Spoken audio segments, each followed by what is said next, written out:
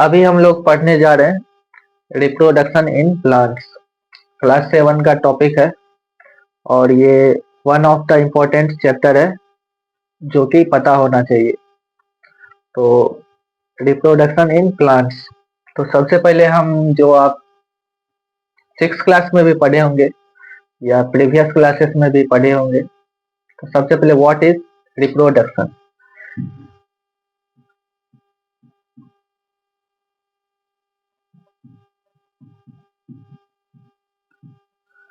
Reproduction किसे कहते हैं, इसका एक बेसिक डेफिनेशन सभी को पता होना चाहिए।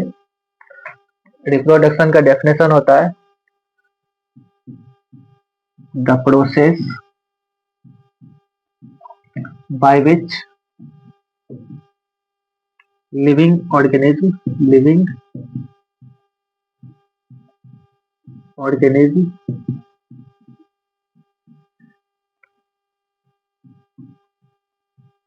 produce new individual of its own kind, जो कि अपने जैसा ही एक नए न्यू इंडिविजुअल को बर्थ देता है, प्रोड्यूस करता है। जैसे अगर कोई सेब का प्लांट है तो वो सेब का ही प्लांट को प्रोड्यूस करेगा। कोई जैसे डॉग है तो वो अपने से डॉग जैसा ही बेबी को, सेम स्पेसिस को, सेम काइंड को वो प्रोड्यूस करेगा। ये दो तरह से हो सकता है।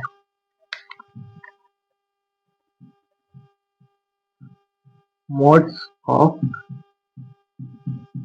रिप्रोडक्शन, दो तरह के मोड हो सकते हैं, या तो सेक्सुअल या तो एसेक्सुअल। इसका डिफरेंस जानना बहुत जरूरी है। पहला क्या हो सकता है, एसेक्सुअल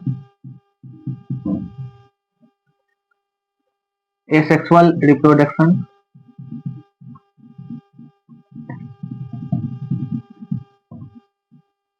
दूसरा हो सकता है सेक्सुअल रिप्रोडक्शन। अभी हम प्लांट के बारे में पढ़ रहे हैं और आपके एनसीईआरटी बुक में इस दोनों का जो डिफरेंस बताया गया है, बोला गया है सेक्सुअल एसेक्सुअल। पहला बताया गया एसेक्सुअल। एसेक्सुअल प्लांट वैसा होता है जो कि बिना सीड का ग्रो होता है। इसमें सीड नहीं बनते हैं, क्योंकि सीड बनेंगे तो फिर उससे बेबी प्लांट आएगा। इसमें सीड का फॉर्मेशन नहीं होता है। New plant is grown without seed. बिना सीड के न्यू प्लांट ग्रो होता है। और इसमें सेक्सुअल में पहले सीड बनता है, फिर उससे बेबी प्लांट आता है। तो इसमें लिखेंगे new plant is grown by seed. अब हम इस दोनों को एक एक करके पढ़ने वाले हैं कि एसेक्सुअल रिप्रोडक्शन किस तरह से होता है और सेक्सुअल रिप्रोडक्शन किस तरह से होता है। तो पहला हम पढ़ेंगे एसेक्सुअल रिप्रोडक्शन।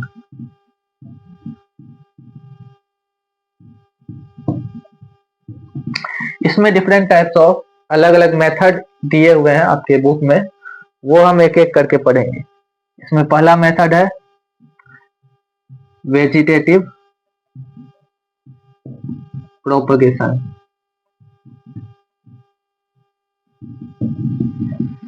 दूसरा मेथड जो आपके बुक में दिया हुआ है बडिंग।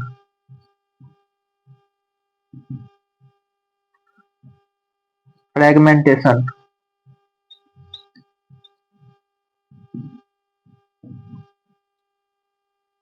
Next spore formation.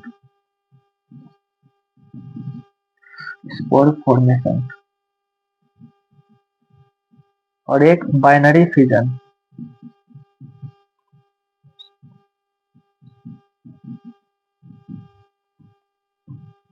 ये सब कुछ कुछ मेथड है एसेक्सुअल रिप्रोडक्शन का, जो कि हम आगे पढ़ने वाले हैं।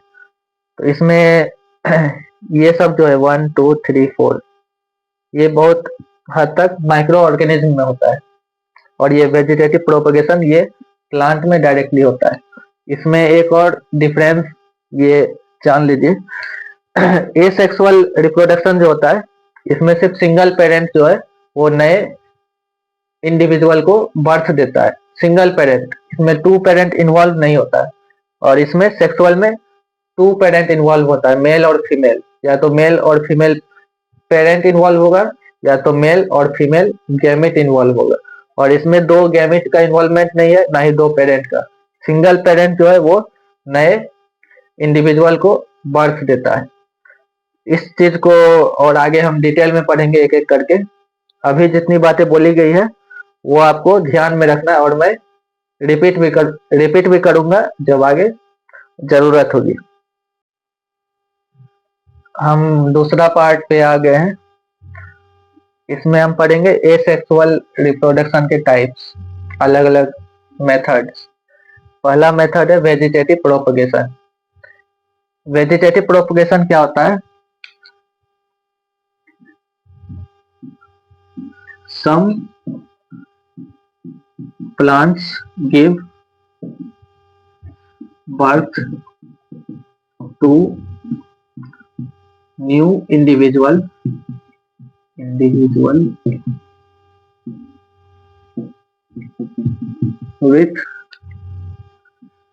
with its vegetative part. Vegetative parts भी कर सकते हैं, या इस प्लांट का कोई भी पार्ट, उसके सहायता से नए इंडिविजुअल ग्रो होते हैं। और इसका कुछ कुछ एग्जांपल, जैसे जो पोटैटो होता है, पोटैटो को स्टेम के कैटेगरी में रखा गया है। आपने देखा होगा पोटैटो किस तरह से ग्रो होता है। उसको हम किसी भी फील्ड में लगा देते हैं, या तो कट करके या डायरेक्ट ही, अगर छोटे पोटैटो होते हैं। तो पोटैटो जो है वो स्टेम है, एक स्टेम। पोटैटो को क्या कहते हैं? STEM, स्टेम, स्टेम कहते हैं, तना। और दूसरा एग्जांपल है sweet potato. Sweet potato, sweet potato को रूट की कैटेगरी में रखा गया है, रूट। नेक्स्ट है आपका ब्रायोफाइलम।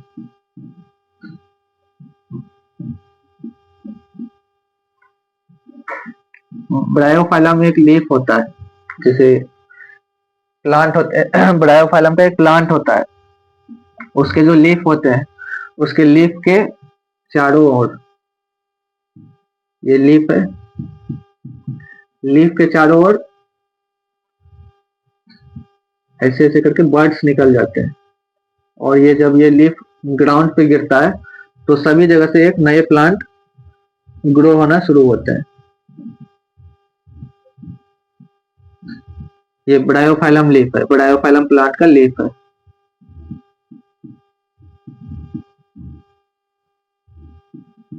और पोटैटो जैसे होता है, पोटैटो, ये पोटैटो है। पोटैटो में जो हल्का सा छेद जैसा होता है, पता नहीं चलता है, पोटैटो में जो छेद होता है इसको कहते हैं आई, आई। और इसी छेद से नए नए प्लांट ग्रो होते हैं पोटैटो के। इसको हम कट करके भी लगा सकते हैं ग्राउंड में, डायरेक्ट भी लगा सकते हैं। और स्वीट पोटैटो तो एक रूट ही है, इसको आप ग्राउंड में लगाइए तो ये नया प्लांट बन जाता है। ये 3 एग्जांपल है वेजिटेटिव प्रोपगेशन का, जो कि आपको याद रखना है। दूसरा मोड ऑफ रिप्रोडक्शन है एसेक्सुअल में बडिंग। ये माइक्रो ऑर्गेनिज्म में होता है, माइक्रो ऑर्गेनिज्म जैसे यीस्ट, YEAST, यीस्ट इसका एग्जांपल हुआ। इसमें देखिए क्या होता है, एक यीस्ट का सेल होता है, ये यीस्ट का सेल हुआ, और इसके पास में एक ऐसे करके बर्ड निकल जाते हैं, बर्ड निकल जाते हैं, एक नहीं बहुत सारे बर्ड निकल जाते हैं। बहुत सारे बर्ड निकल जाते हैं। और जब ये मैच्योर हो जाता है पूरा, मैच्योर होने पे ये बर्ड निकला, और ये बर्ड जब और फर्दर टाइम में आगे बढ़ता है तो ये अलग हो जाता है। ये एक ये इस्ट अलग हो गया, ये सब जो बर्ड्स थे ये न्यू इंडिविजुअल में ग्रो हो जाते हैं, जितने भी थे ये सब न्यू इंडिविजुअल हो गया, न्यू इंडिविजुअल। तो इसमें देखा आपने जैसे एक सिंगल ईस्ट होता है, पहले एक ये ईस्ट था, फिर इससे क्या हुआ, एक हल्का सा बर्ड निकला एक, फिर एक से दो, दो से बहुत सारे, और जब ये अलग हुआ तो सब जितने बर्ड्स थे सब न्यू इंडिविजुअल में ग्रो हो गया। तो इसके बारे में थोड़ा सा लिखने के लिए आ सकता है। इसके बारे में आप लिखिएगा, on maturation, on maturation the yeast cell, the yeast cell starts developing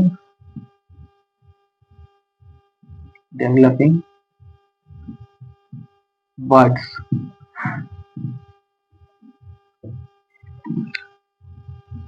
and when these buds detach from the parent body,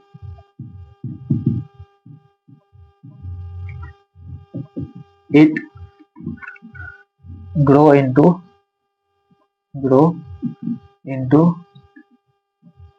new individual। जब ये बर्ड अलग होता है, यहाँ पर देखिए अलग हुआ है और सारे बर्ड न्यू इंडिविजुअल में ग्रो हो जाता है। तो इसमें ध्यान रखने वाली बात यह है कि जैसे हमने ब्रायोफाइलम देखा, इसमें एक ही पेरेंट था, उसके लीफ से जो है नए प्लांट ग्रो हुए। स्वीट पोटैटो देखा, ये रूट का एग्जांपल है, याद रखना। इससे क्या हुआ, नया प्लांट ग्रो हुआ। पोटैटो देखा, इससे क्या हुआ, नया प्लांट ग्रो, सिंगल ही पोटैटो था, सिंगल पेरेंट था। बडिंग, बडिंग का एग्जांपल है ईस्ट, एग्जांपल सबका याद रखना है। ईस्ट, ईस्ट में क्या हुआ, एक सिंगल ही सेल था, उसने क्या डेवलप किया, एक बर्ड डेवलप किया अपने साइड में, और फिर एक से दो हुआ, दो से चार, और जब ये बर्ड्स अलग हुए तो सारे न्यू इंडिविजुअल में ग्रो हो गए, न्यू इंडिविजुअल। तो ये एक और दो एग्जांपल देखा हमने, और आगे हम और एग्जांपल देखेंगे। दो मेथड हम लोग अभी तक पढ़ चुके हैं। पहला पढ़ा हमने वेजिटेटिव प्रोपगेशन, दूसरा पढ़ा बडिंग। अब तीसरा मेथड है फ्रेगमेंटेशन। इसमें भी क्या होता है, सिंगल पेरेंट जो होता है वो बर्थ देता है न्यू इंडिविजुअल को, मतलब इसमें सिंगल पेरेंट ही क्या होता है, रिस्पॉन्सिबल होता है। तो ये किसका एग्जांपल हुआ, एसेक्सुअल। तो इसमें हम लिखेंगे इन फ्रेगमेंटेशन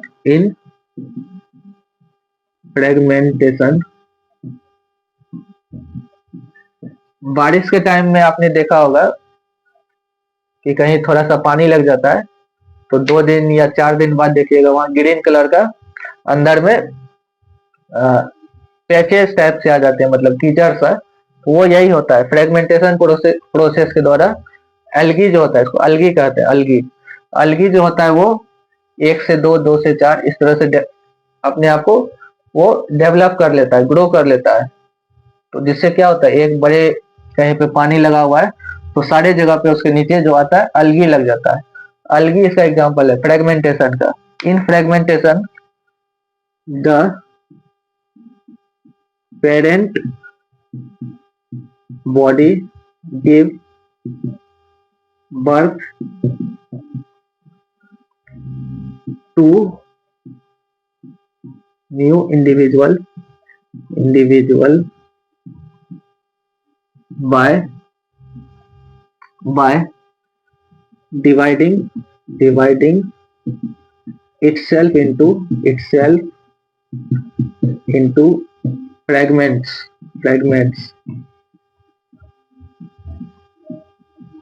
अपने आप को क्या करता है, फ्रेगमेंट्स में डिवाइड करता है। और इसका फिगर भी आप बना सकते हैं। इसका एग्जांपल हुआ एल्गी।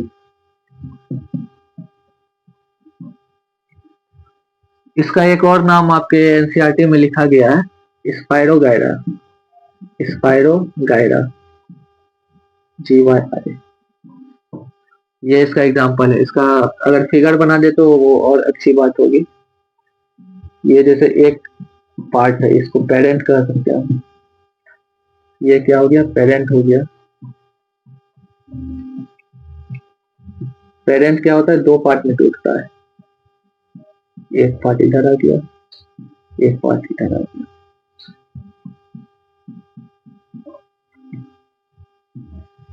इसको हम कह सकते हैं न्यू इंडिविजुअल। और ये फिगर किस चीज की है, और फिर ये दो पार्ट में टूटता है, फिर ये दो पार्ट में। तो इससे क्या होता है, पूरे पानी के नीचे जो है वो अलगी फैल जाता है। ये फिगर किस चीज की है, स्पायरोगायरा। ठीक है, अब एक हमारा जो फाइनल इसमें जो एनसीईआरटी बुक के अनुसार आपका है एसेक्सुअल में, spore formation. Spore formation, spore formation सभी का एक एक एग्जांपल तो याद रखना है, और क्या होता है ये भी मैं डिस्क्राइब कर रहा हूँ। स्पोर फॉर्मेशन में क्या होता है, आपने देखा होगा जो बारिश के टाइम में ब्रेड या रोटी कहीं पर आप किचन में जैसे छोड़ दिए, मतलब खुला, या फिर कोई अगर बहुत दिनों से पड़ी हुई है रोटी कहीं कोने में, तो उस पर फफूंदी आ जाती है, उसको फंगस बोलते हैं, फंगस लग जाती है। वो इसी प्रोसेस के द्वारा होता है, स्पोर फॉर्मेशन। तो इसको हम डिस्क्राइब कैसे कर सकते हैं, इन स्पोर फॉर्मेशन। इसमें भी देखिएगा सिंगल पेरेंट ही नए ऑर्गेनिज्म को बर्थ देगा। In spore formation the new individual is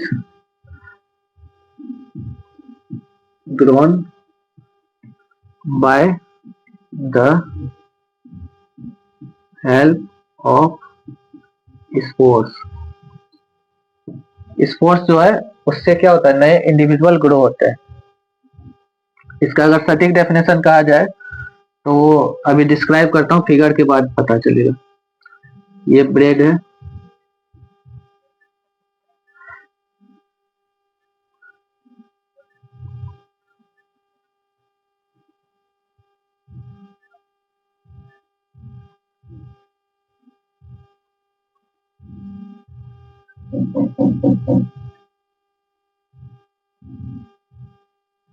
इस तरह का कुछ स्ट्रक्चर होता है, और ये बैग लाइक स्ट्रक्चर होता है।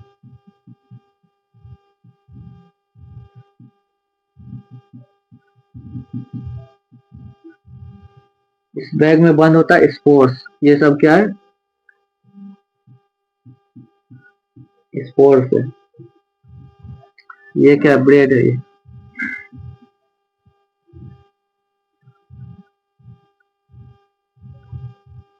और ये फिगर किस चीज का, स्पोर फॉर्मेशन में सभी में जैसे एक एक एग्जांपल बताया। इसका एग्जांपल क्या था, इसका एग्जांपल अलगी था। ये किस चीज का एग्जांपल है, स्पोर फॉर्मेशन में। फिगर ये है आपको फंगस का। फंगस में क्या होता है, fungus on maturation, FUNGUS, fungus on maturation,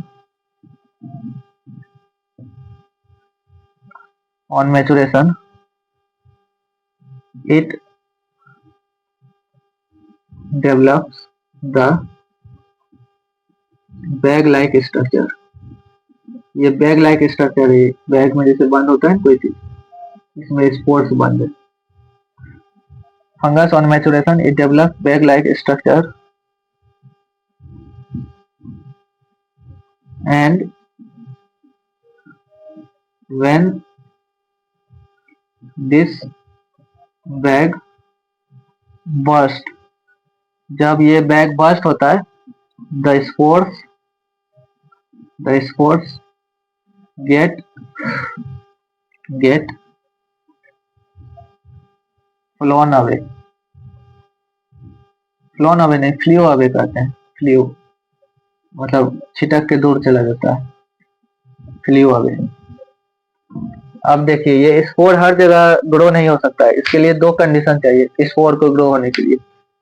दो कंडीशन चाहिए, वो कौन सा कंडीशन चाहिए? पहला तो इसको न्यूट्रिशन चाहिए, जहाँ पे इसको ब्रेड या रोटी मिलेगा वहीं पे ये ग्रो होगा। दूसरा कंडीशन इसको चाहिए ह्यूमिडिटी। और भी एक चीज आपके बुक में लिखा है, स्पोर्ट्स के जो आउटर लेयर होते हैं, अगर स्पोर्ट्स का मैं फोटो बनाऊं, ये अंदर का हुआ पार्ट और ये बाहर ऐसे प्रोटेक्टिव लेयर्स होते हैं। प्रोटेक्टिव लेयर का क्या काम होता है? वो अंदर के जो स्पोर है उसको प्रोटेक्ट करता है। ये जो बिंदु सा दिख रहा है, ये स्पोर है अंदर, इसको प्रोटेक्ट करता है। ये लेयर बाहर का किससे प्रोटेक्ट करता है? अनफेवरेबल कंडीशन, जैसे आपको अगर बाहर गर्मी ज्यादा है तो यहाँ एक लेयर बना रहता है, जिससे कि ये जो अंदर का जीव है, लिविंग ऑर्गेनिज्म जो है, वो सूखता नहीं है, उसको फिर कहीं न्यूट्रिशन मिलता है, वहां पे आराम से वो, जैसे ये ब्रेड है, इस पे ये गिरा, फिर इस पे ये ग्रो होना शुरू होता है। तो ये जो प्रोटेक्टिव लेयर का क्या काम है? इसको बाहर के जो हाई टेम्परेचर होते हैं, हाई टेम्परेचर और लो ह्यूमिडिटी, इससे इसको, ये प्रोटेक्टिव लेयर इसको प्रोटेक्ट करता है। ये भी आपके बुक में दिया है, तो ये भी पता होना चाहिए। हाँ, और जब फिर ये इसको न्यूट्रिशन मिलता है और ह्यूमिडिटी मिलता है, तो ये फिर से नए प्लांट में, फंगस में ग्रो होना शुरू होता है। इसका और दो एग्जांपल है आपके बुक में, वो भी आप याद कर लीजिए, यहीं लिख देता हूँ। फ्लियो अवे, इसका दो और एग्जांपल आप याद कर लीजिए, इधर लिख दे रहा हूँ। Moss and fern, moss and fern, ये दो एग्जांपल है, एक फंगस, एक मॉस और एक फर्न। ये तीन एग्जांपल आपका बुक में दिया स्पॉट फॉर्मेशन का, तो ये पता होना चाहिए आपको। यहाँ हमारा एसेक्सुअल रिप्रोडक्शन खत्म होता है। अब हम आगे के लेक्चर में सेक्सुअल रिप्रोडक्शन पढ़ेंगे, और मेन फोकस हमारा रहेगा कि उसमें सीड का फॉर्मेशन कैसा कैसे होता है, और उसमें पॉलिनेशन क्या होता है, और फर्टिलाइजेशन क्या होता है, ये सब हम डिस्कस करेंगे।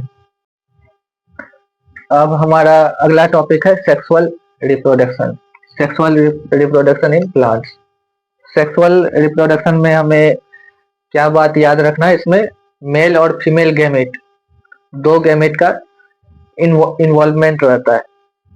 ठीक है, ये बात हमें याद रखना है, मेल और फीमेल गैमेट इसमें सेक्सुअल रिप्रोडक्शन में। इसका पहला सबसे जरूरी बात है, ये रिप्रोडक्शन होता कहाँ है? फ्लावर में होता है। कोई भी प्लांट है, कोई भी ट्री है, उसका फ्लावर में होगा। फ्लावर को कहते हैं flower. Flower is the reproductive part of plant. किसी भी प्लांट का रिप्रोडक्टिव पार्ट क्या है? फ्लावर है। फ्लावर दो तरह का हो सकता है, एक हो सकता है यूनिसेक्सुअल, दूसरा हो सकता है बाइसेक्सुअल। यहाँ लिख देता हूँ, बाइसेक्सुअल। यूनिसेक्सुअल का मतलब क्या था? यूनि का मतलब होता है वन, सेक्सुअल का मतलब होता है कोई भी एक गैमेट वो अपने साथ रखेगा।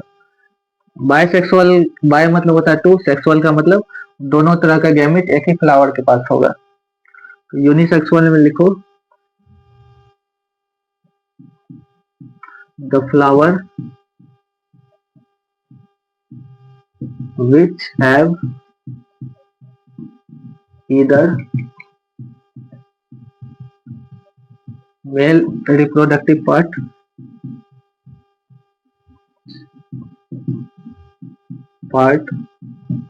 or female reproductive part. और बाइसेक्सुअल में क्या होगा? The flower which have both male and female reproductive part। अब फ्लावर में मेल रिप्रोडक्टिव पार्ट कैसा होता है, फीमेल रिप्रोडक्टिव पार्ट कैसा होता है, ये अभी हम एक एक करके समझेंगे। पहले मैं फ्लावर का फोटो बनाता हूँ।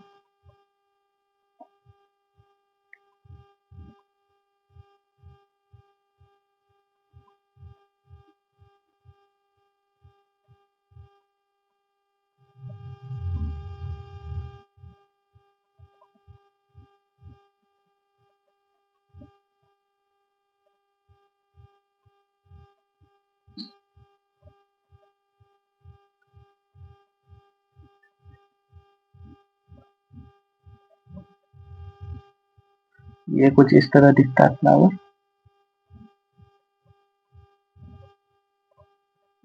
ये हरी डंडी होती है।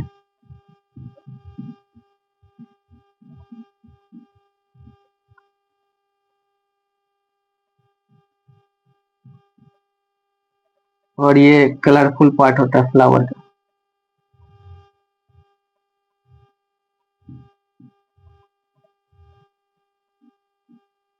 अभी हमें मेन समझना होता है, ये बाइसेक्सुअल फ्लावर का पिक्चर है। इसमें हमें मेन समझना है कि मेल पार्ट कहाँ पर है और फीमेल पार्ट कहाँ पर है। इसमें हल्का सा यहाँ पे होता है ओव्यूल।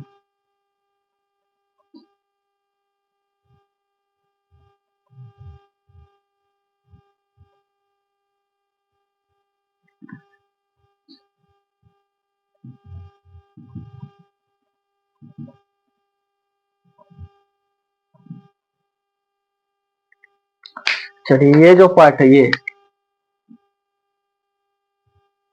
ये जो पार्ट है, ये है मेल रिप्रोडक्टिव पार्ट।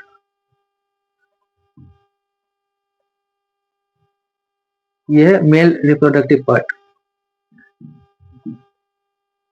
इसको क्या कहेंगे हम? Male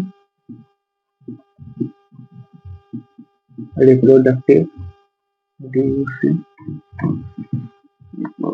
reproductive part. और मेल रिप्रोडक्टिव पार्ट, इसमें भी जो ये है, ये जो पतली सी डंडी दिख रही है, इसको हम कहते हैं फिलामेंट।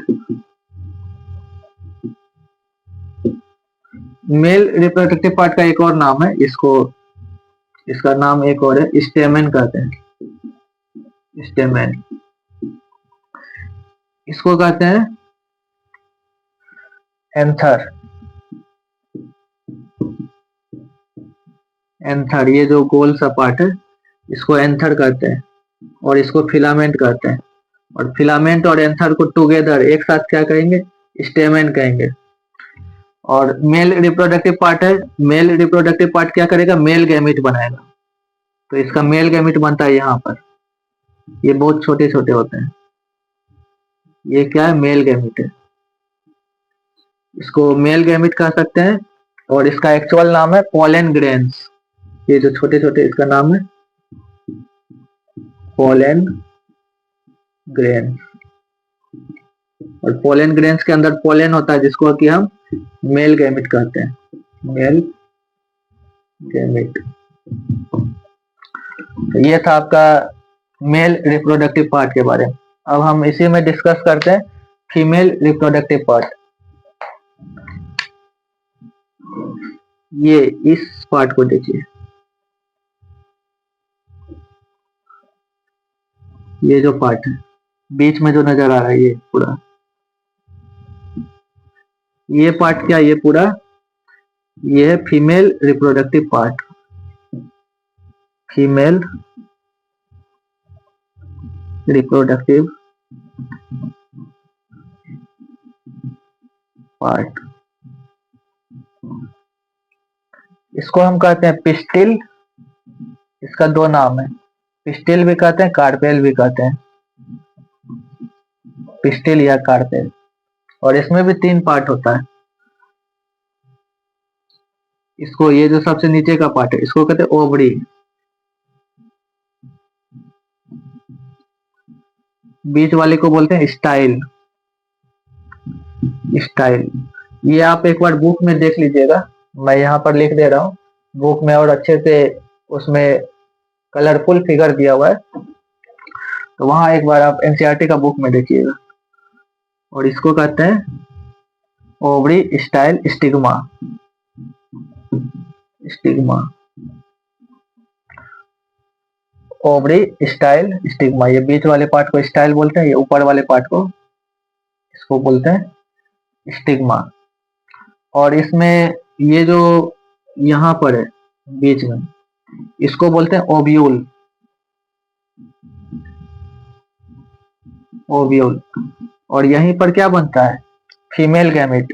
यहाँ पर क्या बनता है, फीमेल गैमेट। तो ये याद रखना है, फीमेल गैमेट ओव्यूल में बनता है और मेल गैमेट एंथर पर बनता है। तो अब ये देखिए, ये जैसे मेल रिप्रोडक्टिव पार्ट है, कोई ऐसा फ्लावर होगा जिसमें सिर्फ मेल रिप्रोडक्टिव पार्ट ही होगा, कोई ऐसा फ्लावर होगा जिसमें सिर्फ फीमेल ही होगा, फीमेल रिप्रोडक्टिव पार्ट। कोई ऐसा फ्लावर होगा जिसमें कि मेल रिप्रोडक्टिव पार्ट भी होगा और फीमेल रिप्रोडक्टिव पार्ट भी होगा। तो ये फ्लावर को हम क्या कहेंगे, बायसेक्सुअल फ्लावर। Bisexual flower. और मेल रिप्रोडक्टिव पार्ट और फीमेल का मैं अलग अलग नहीं बनाया हूँ, वो एक बार आप बुक में देख लीजिएगा। फीमेल में सिर्फ ये पार्ट रहेगा, अगर सिर्फ यूनिसेक्सुअल है और सिर्फ फीमेल पार्ट है तो ये रहेगा, अगर यूनिसेक्सुअल है सिर्फ मेल है तो ये सिर्फ रहेगा, अगर बायसेक्सुअल है तो उसमें दोनों पार्ट होगा, ये मेल रिप्रोडक्टिव पार्ट भी होगा और फीमेल रिप्रोडक्टिव पार्ट भी होगा। इसको हम आगे और डिटेल में समझेंगे। अब हम इसमें आगे बढ़े उससे पहले हमें एक और डेफिनेशन समझना होगा, 2 डेफिनेशन है actually. Self pollination, cross pollination और पॉलिनेशन। पॉलिनेशन किसे कहते हैं, यहाँ पर मैं इधर साइड में लिखता हूँ एक तरह से, ये डेफिनेशन के फॉर्म में 3 डेफिनेशन लर्न करना है आपको। Pollination, pollination, when the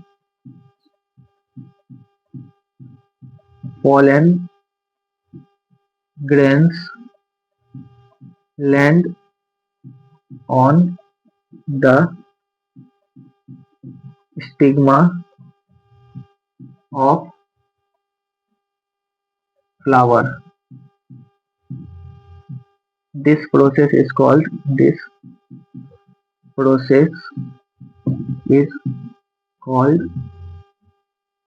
pollination. जब यहाँ से पोलन ग्रेन, ये पोलन ग्रेन से पोलन ग्रेन जब लैंड करता है, स्टिग्मा कौन सा पार्ट था, ये पार्ट, ऊपर वाले पार्ट को हमने क्या कहा था, स्टिग्मा। फिर से लिख दे रहा हूं, इसको हमने क्या कहा था, स्टिग्मा। इसको क्या कहा था, स्टाइल। इसको क्या कहा था, नीचे वाले को ओवरी। तो ये जो पोलन ग्रेन है, पोलन ग्रेन जब लैंड करता है स्टिग्मा पर, इस प्रोसेस को हम बोलते हैं पॉलिनेशन, क्योंकि पोलन ग्रेन यहाँ से स्टिग्मा पर आया। और ये पोलन ग्रेन खुद से तो चलकर आएगा नहीं, इसके हाथ पांव है नहीं, तो इसके एजेंट होते हैं, एजेंट ऑफ पॉलिनेशन। मतलब किस किस चीज के थ्रू पॉलिनेशन हो सकता है या कौन हेल्प करता है इसको, पोलन ग्रेन्स को यहाँ से यहाँ आने तक, तो इसको हम कहेंगे agents of pollination. Pollination, pollination का एजेंट कौन है, पहला है बीज एंड इंसेक्ट्स। छोटे छोटे कीड़े होते हैं या फिर बीज, मधुमक्खी, ये ऊपर में उड़ते रहते हैं, और जब ये इस पर लैंड करते हैं उसके पैर में चिपक जाता है, और फिर यहाँ से जब वो दूर उड़ते हुए ऊपर से जाते हैं तो इसके पाँव से पोलन ग्रेन क्या होता है, यहाँ पर लैंड होता है, और ये स्टिकी होता है, स्टिग्मा, स्टिकी मतलब चिपचिपा सा होता है, और यहाँ के चिपक जाता है पोलन ग्रेन। दूसरा एजेंट क्या हो सकता है, विंड, हो सकता है हवा इधर उधर डोल रही हो, हवा में फ्लावर, और फिर ये पोलन ग्रेन स्टिग्मा पे बार बार लैंड किया जा रहा है, एक एक करके लैंड किया जा रहा है, हवा में डोल रहा है। तो दूसरा एजेंट हो सकता है विंड। तीसरा एजेंट हो सकता है वाटर, वाटर या रेन कह सकते हैं, रेन लिख दे रहा हूँ। बारिश में भी हो सकती है कि इस पे बारिश का बूंद पड़े और पोलन ग्रेन्स छिटक कर स्टिग्मा पर पहुंच जाए। तो ये कुछ कुछ एजेंट्स ऑफ पॉलिनेशन है, ये पता होना चाहिए। अब और दो चीज हमें जाननी होगी। पहला है self pollination, self pollination, definition इसका पता होना चाहिए। when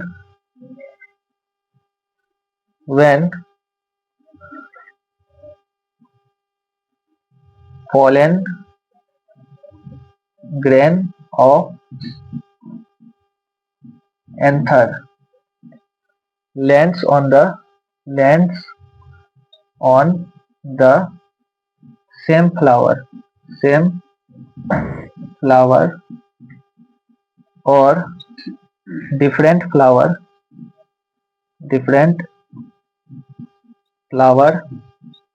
of the same plant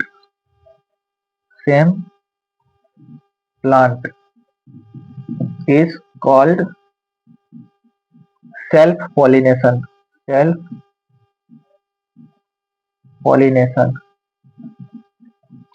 जब पोलन ग्रेन या तो सेम फ्लावर पे लैंड हो जाए, या तो अगर दूसरे फ्लावर पर भी लैंड होता है तो वो एक ही प्लांट होना चाहिए, सेम प्लांट का दूसरे फ्लावर पे लैंड हो जाए, या तो सेम फ्लावर में लैंड हो जाए, या तो एक ही प्लांट का जो उसी में दूसरा फ्लावर लगे हुए हैं उस पे लैंड हो जाए। When pollen grain of anther land on the same flower, या तो सेम फ्लावर में लैंड हो जाए और different flower of the same plant के डिफरेंट फ्लावर पर लैंड हो जाए, उसको हम कहेंगे सेल्फ पॉलिनेशन। दूसरा होता है क्रॉस पॉलिनेशन, यहाँ लाइन खींच दे रहा हूं, cross pollination.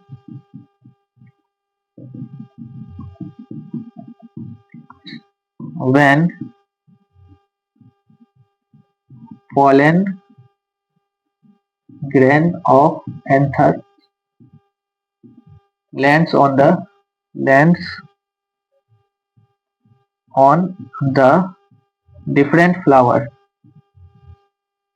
different flower of the different tree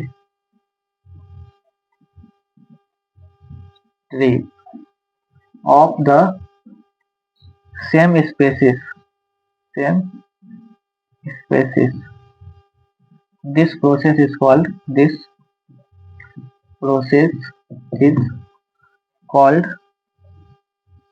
cross pollination।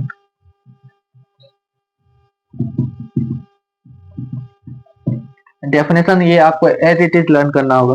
When pollen grain of anther lands on the different flower, मतलब ये सेम फ्लावर में अब नहीं होगा, different flower of the different tree, same tree में नहीं, डिफरेंट ट्री या फिर अदर ट्री, उस पे लैंड होगा।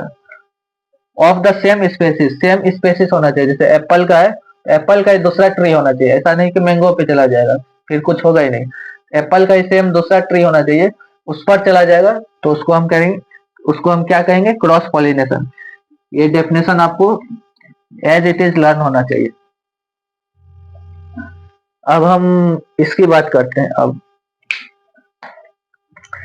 ये फ्लावर है, फ्लावर में क्या हुआ, पोलन ग्रेन यहां से लैंड हुआ स्टिग्मा पर, स्टिग्मा पर लैंड होने के बाद क्या होता है, ये जो इसका आउटर पार्ट होता है ये खुलना शुरू होता है,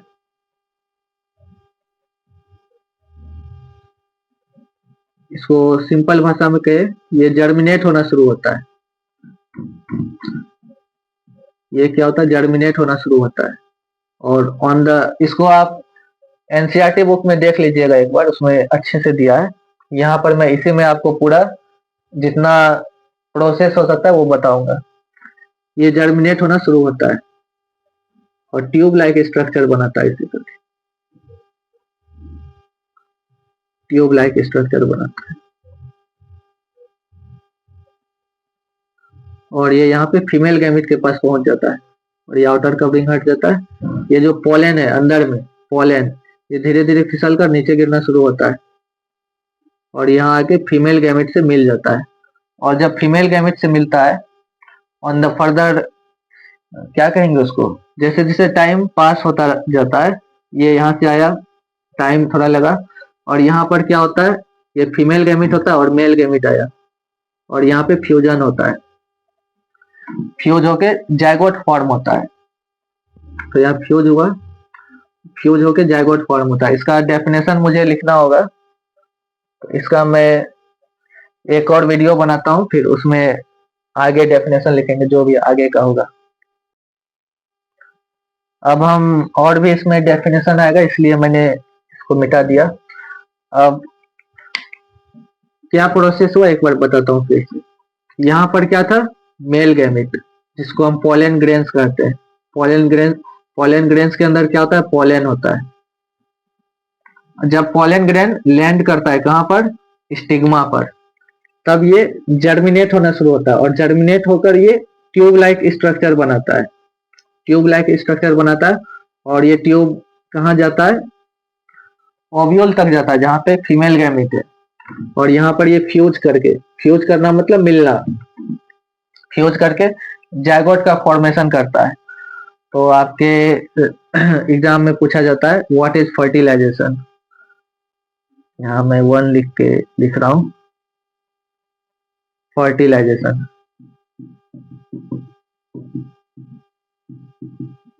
एक्चुअल में इसको 2 लिख रहा हूँ। पहला प्रोसेस क्या था, पॉलिनेशन, पॉलिनेशन, जिसके बारे में मैंने डिटेल में सारे डेफिनेशन लिखा चुका हूँ। दूसरा है फर्टिलाइजेशन। फर्टिलाइजेशन में क्या होता है, the fusion of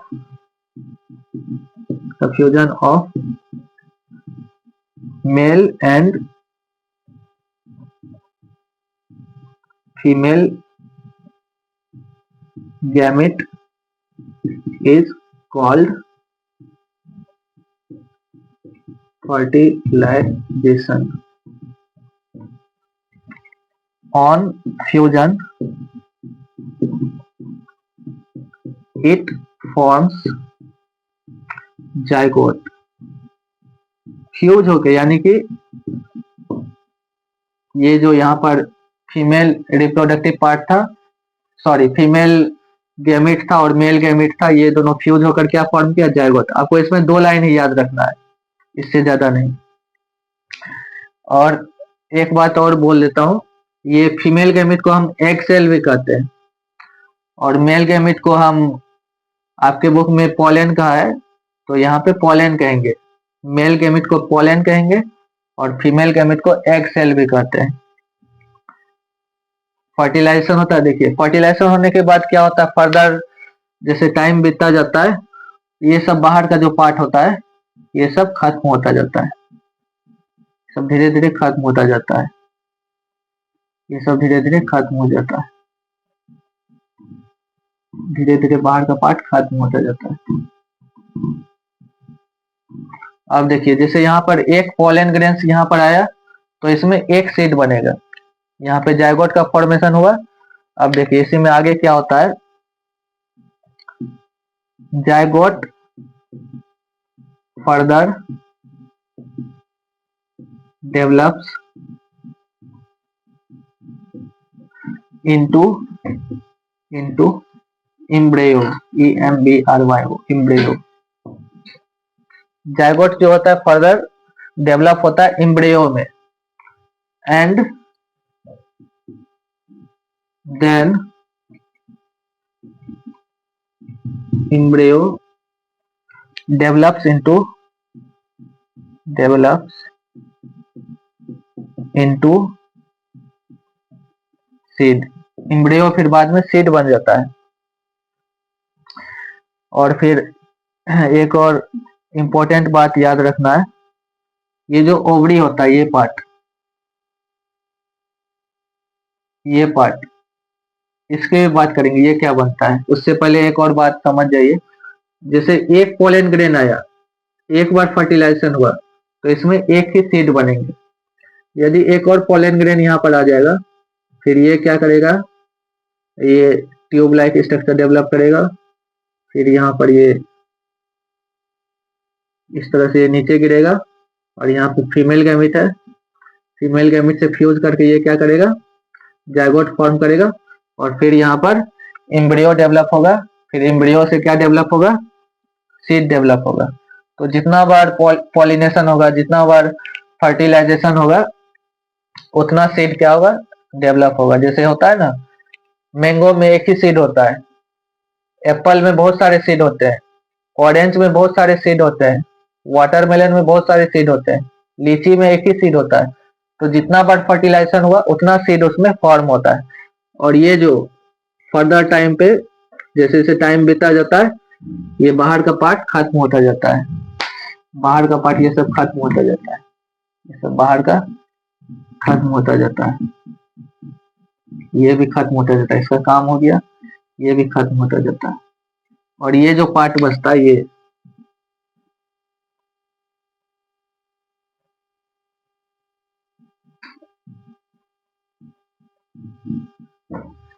ovary develops into, यहां पर लिख दे रहा हूं, ओवरी बिकम्स फ्रूट। ये जो ओवरी था, ये पार्ट, ये बन जाता है फ्रूट। ये थोड़ा सा एप्पल के जैसा लग रहा है, और ये जो है, ये सब सीड बन जाते हैं। तो जितना बार फर्टिलाइजेशन हुआ, उतने सीड होंगे। तो ये दो बात याद रखना है, जायगोट डेवलप होकर क्या बनता है, एम्ब्रियो, फिर एम्ब्रियो डेवलप होकर क्या बनता है, सीड, और ओवरी जो है वो क्या बन जाता है, फ्रूट। और बाहर का सारा पार्ट क्या होता है, श्रिंक ऑफ, मतलब वो टूट जाता है, हट जाता है। इसमें और कुछ पार्ट है, डिस्पर्सल ऑफ सीड। अब सीड तो बन गया, सीड एक जगह से दूसरी जगह कैसे जाता है, किस किस चीज के थ्रू सीड जो है एक प्लांट दूसरे जगह फैला सकता है, और वहां पे न्यू प्लांट जो है ग्रो करेगा। इस चीज के बारे में हम देखेंगे, ये लास्ट टॉपिक होगा हमारा। अब ये हमारा लास्ट टॉपिक है, सीड तो फॉर्म हो गया, हमें अब न्यू प्लांट बनाना है ना, न्यू प्लांट किस तरह से ग्रो होगा, ये हमें फाइनल स्टेज तक देखना है। तो सीड डिस्पर्सल, ये हमारा लास्ट टॉपिक है। सीड डिस्पर्सल क्या होता है, seeds get dispersed by wind, water and animals. जो सीड होते हैं वो एक जगह से दूसरे जगह पर डिस्पर्स होते हैं। जैसे कोई एक मैंगो ट्री यहाँ पर है, तो कोई थोड़ी दूर पर होती है, कोई 50 मीटर दूर होता है, 100 मीटर दूर, कोई 500 मीटर दूर भी होता है। तो एक जगह से दूसरे जगह पे सीड गया होगा, तभी दूसरा मैंगो प्लांट ग्रो हुआ होगा। अब यदि सीड डिस्पर्स ना हो, अगर सारे मैंगो प्लांट का जो मैंगो है एक ही जगह गिर जाए, तब क्या होगा, if seed does not get dispersed, ये आपको पूछ सकता है question, if seed does not get dispersed to distinct places, then there would be competition for water, minerals and sunlight. उसके लिए कंपटीशन हो जाएगा, जो न्यू प्लांट होंगे उसके लिए कंपटीशन हो जाएगा कि वाटर के लिए, कि मुझे वाटर चाहिए, मुझे चाहिए, सभी बोलेगा, मुझे मिनरल्स चाहिए, सभी प्लांट बोलेगा, सनलाइट चाहिए, सनलाइट नहीं मिलेगी उसको, क्योंकि जो बड़ा प्लांट होगा पहले से, पेरेंट प्लांट, वो सनलाइट को रोक कर रख लेगा। As the result the proper growth of new born plant will not happen. तो उससे क्या होगा, अगर प्रॉपर फूड नहीं मिले, प्रॉपर मिनरल्स नहीं मिले, प्रॉपर वाटर नहीं मिले, प्रॉपर सनलाइट नहीं मिले, तो उसका जो है वो ग्रो नहीं कर पाएगा सही से। सो डिस्पर्सल इज नेसेसरी, इसलिए डिस्पर्सल क्या है, बहुत जरूरी है, ताकि एक सीड दूसरे जगह पर चले जाए। इसका कुछ कुछ एग्जाम्पल आपके बुक में दिया है कि डिस्पर्सल किस किस चीज के थ्रू हो सकता है। पहला है डिस्पर्सल थ्रू विंड, हवा के थ्रू किस तरह से हो सकता है, तो इसका कुछ कुछ एग्जाम्पल है, ड्रम स्टिक, मेपल, सनफ्लावर, मडार। ये 4 एग्जाम्पल आपका बुक में लिखा है, बुक से भी देख सकते हैं या ऐसे भी याद कर लीजिए। डिस्पर्सल थ्रू वाटर, वाटर के थ्रू किस तरह से डिस्पर्स होता है सीड, जिससे कोकोनट का होता है। कोकोनट से जब उसके जो ट्री से होते हैं, कोकोनट गिरता है पानी में, वो तैरते हुए बहुत दूर तक चला जाता है और फिर वहां पे न्यू प्लांट ग्रो होता है। डिस्पर्सल थ्रू एनिमल, एनिमल का जो स्किन होता है, हेयरी स्किन होता है, तो उसके हेयर पे ये चिपक जाता है। या हम लोग भी जब स्वेटर पहन कर जाते हैं कहीं जहाँ पर छोटे छोटे जंगल जैसा होता है, तो हमारे स्वेटर में चिपक जाता है, एनिमल के फर में चिपक जाता है ये जेंथियम एंड यूरेना, एनिमल के स्किन में चिपक जाता है। और जब एनिमल कहीं दूसरे जगह पर जाते हैं, वहां पे सीड फिर गिर जाता है, वहां न्यू प्लांट आ जाता है। और एक चीज एनसीईआरटी में नहीं दिया है, लेकिन जैसे मैंगो है, जैसे कोई भी फ्रूट है, कोई भी फ्रूट है, जामुन है मान के चलिए, उसको जैसे चिड़िया आती है खाती है, चिड़िया खाती है, और फिर वो चिड़िया कहीं दूर जाती है, और जब वो पॉटी करती है, उसके पॉटी से सीड निकलता है और वहां पर न्यू प्लांट ग्रो होता है। या कोई भी मंकी मैंगो खाता है और वो खाते हुए कहीं दूसरे ट्री पर उछल कूद कर चला जाता है, तो उससे भी क्या होता है, सीड डिस्पर्सल। तो ये सीड डिस्पर्सल किससे हो सकता है, और बर्ड से हो सकता है, और मंकी से हो सकता है। ये सब भी आप एग्जांपल दे सकते हैं। ये आपका फाइनल टॉपिक था, तो ये चैप्टर कंप्लीट होता है। जिसको कोई क्वेश्चन पूछना हो, कोई डाउट हो, तो वो आप कमेंट सेक्शन में लिख सकते हैं और जवाब देने की कोशिश की जाएगी कि आपको उसका प्रॉपर जवाब दिया जाए। Thank you.